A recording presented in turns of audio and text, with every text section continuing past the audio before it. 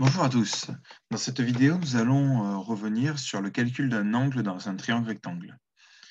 Vous avez tous vu, généralement, auparavant, une règle qui est assez particulière pour calculer les angles. C'est la règle de casse-toi. Alors, casse-toi ou soca-toi, pour ceux qui le connaissent différemment, c'est casse-toi. C'est une formule en fait qui nous permet de retenir comment calculer le cosinus, le sinus ou la tangente d'un angle dans un triangle rectangle. Ce qu'il faut se souvenir tout d'abord, c'est que le triangle rectangle a obligatoirement un angle droit. À partir de cet angle droit, on a toujours le plus grand côté qui s'appelle l'hypoténuse. Quand on cherche à calculer la valeur d'un angle, on a deux autres côtés. On a le côté qui est collé à l'angle, que l'on va appeler adjacent,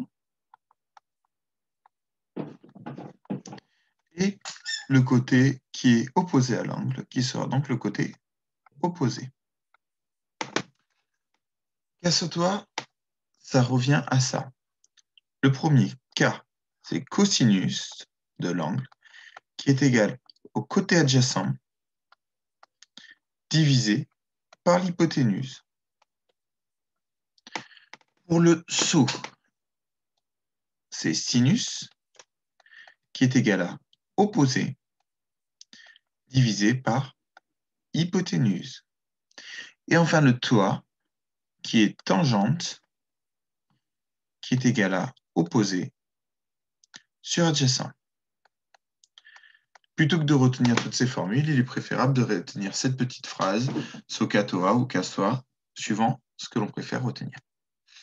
Je vous propose donc dans ce tuto de calculer différentes valeurs d'angle en utilisant la calculatrice. Il y a quelques subtilités, donc il est intéressant de les voir auparavant. Dans le premier cas, nous avons un angle qui est positionné ici avec un hypoténuse qui est à 7 et un côté adjacent à 5. Quand c'est ça, il me suffit donc de repérer lequel va utiliser le côté adjacent et l'hypoténuse. C'est mon cosinus qui utilise adjacent et hypoténuse. Du coup, je vais avoir que le cosinus de l'angle que je vais ici appeler alpha pour plus de simplicité. Mon cosinus alpha, il est égal à mon côté adjacent. Côté adjacent, c'est 5, divisé par mon hypoténuse, 7. Maintenant, ce que je veux, moi, c'est ma valeur de l'angle. Donc, il va falloir que je fasse passer mon cosinus de l'autre côté. Pour faire passer le cosinus de l'autre côté, on utilise une fonction qui est présente sur la calculatrice, qui est l'arc cosinus, ou le cos moins 1. Donc en fait, on va avoir alpha, qui est égal à arc cos de 5 divisé par 7. Ou alpha est égal à cos moins 1 de 5 divisé par 7. C'est exactement la même chose, c'est deux notations différentes, mais qui veulent dire la même chose.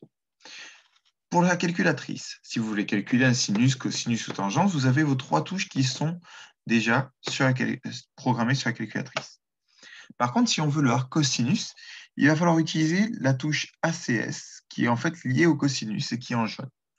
Donc pour faire cela, on va utiliser Shift cos. Donc on a notre arc cos ou cos moins 1 qui apparaît. Et on va noter donc notre 5 divisé par 7. Et on trouve 0,77. C'est une mesure plutôt étrange pour un angle d'un triangle rectangle. En fait, c'est juste que votre calculatrice de base est programmée dans une mesure d'angle qu'on appelle les radians. Pour enlever ça, il vous faut faire Shift, Setup, donc la touche menu, Setup, c'est pour les programmations. Et ici, on va retrouver différentes programmations. Celle qui nous intéresse, nous, c'est l'angle. Donc, on descend sur l'angle, et à la place de radian, on va mettre degrés. On valide, et on va revenir sur notre calcul, pour le refaire. Et dans ce cas-là, on trouve ici une valeur de l'angle qui est égale à 44,4 degrés. Une fois qu'on a compris cette logique-là, il suffit juste de la reproduire avec peut-être d'autres formules sur les triangles suivants. Si on prend le suivant, l'angle qui nous intéresse est ici. Je vais l'appeler bêta. Cet angle bêta, on voit que l'on connaît son côté adjacent et son côté opposé. Adjacent et opposé, ça veut dire qu'on va utiliser le tangente. Donc je vais avoir tangente de bêta qui est égale à opposé, donc 3, divisé par 4. Donc, comme tout à l'heure, si je veux juste le bêta, je vais attraper le tangente que je vais faire passer de l'autre côté. Pour le faire passer de l'autre côté, c'est la même façon qu'avec le cosinus. On va utiliser l'arc tangente. Donc, on va avoir bêta qui est égal à arctan de 3 sur 4, ou bêta qui est égal à tan moins 1 de 3 sur 4. Je vais sur la calculatrice, Shift arctangente de 3 divisé par 4. Et je trouve donc un angle ici qui est égal à 36,9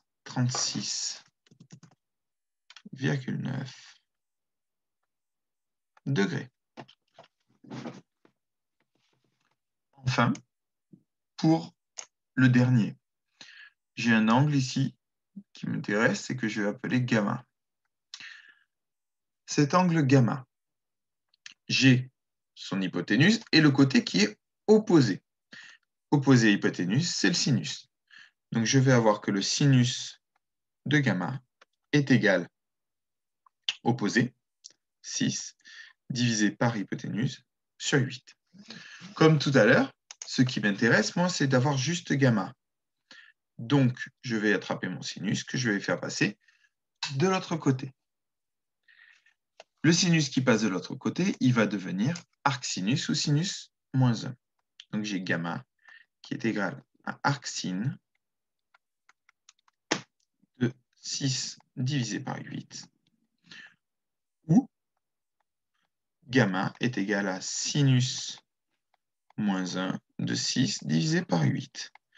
De la même manière que les précédents, mon sinus est là, mon arcsinus est au-dessus, donc je vais faire Shift sinus 6 divisé par 8, et je vais trouver ici un angle de 48,6 degrés. Donc pour utiliser ces différents calculs avec cosinus, sinus, tangente, il faut bien se souvenir de la règle Casse-toi ou Soka-toi, la signification qui correspond avec ces trois petites formules, mais une fois que vous les avez là, normalement vous pouvez vous en souvenir. Bien penser que toutes les touches arc, sinus, arc-cos et arctan s'obtiennent en appuyant d'abord sur la touche Shift, comme tout ce qui est en jaune sur la calculatrice.